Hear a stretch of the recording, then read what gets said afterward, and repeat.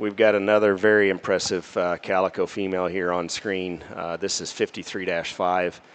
She's a kingpin daughter. She's actually a kingpin out of Cricket's mother. So she's a maternal sister to Cricket's, and I think if we ran Cricket's out here next to her, you would definitely see the resemblance. This one, in my mind, is a carbon copy of the white one we sold a year ago.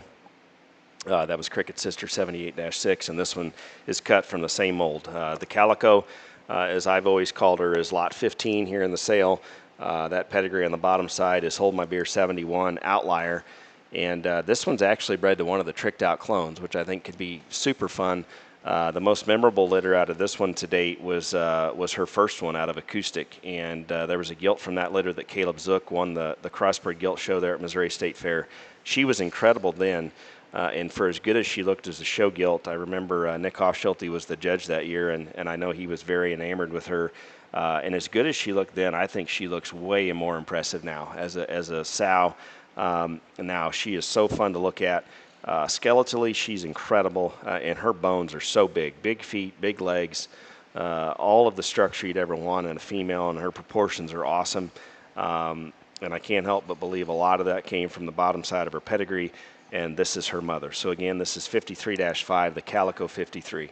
Yeah, I mean, you say your daughter looks impressive, but she looks a lot like her mom. The same kind of length of body, the same kind of just extras everywhere, with an incredible type of skeleton. And for anyone that's listened to me over the past couple of years, anything with Cricket influence on the bottom side has garnered extra attention. And right here you're going exactly to the source of all that stuff, and you're throwing a shot of Kingpin on the top side of her.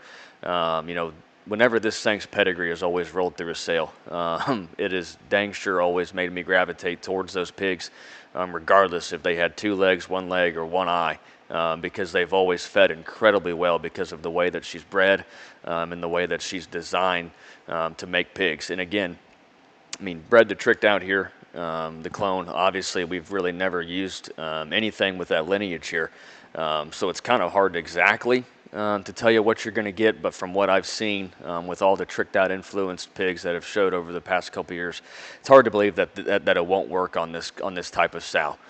Short backed, extra opened up, extra good on their toes, body shape's incredible, proportions incredible. It's hard to believe that this thing's not carrying an incredible litter. Obviously this one's done a very good job and will for sure be one of the few and far between ones over the years that I'm really going to reminisce on it and probably wish that she maybe just would have finished her career here for sure. Again, this is the Calico 53, 53-5. She's a kingpin on Cricket's mom. She's bred to the tricked out clone, Tricked Out 4, and she sells as lot 15.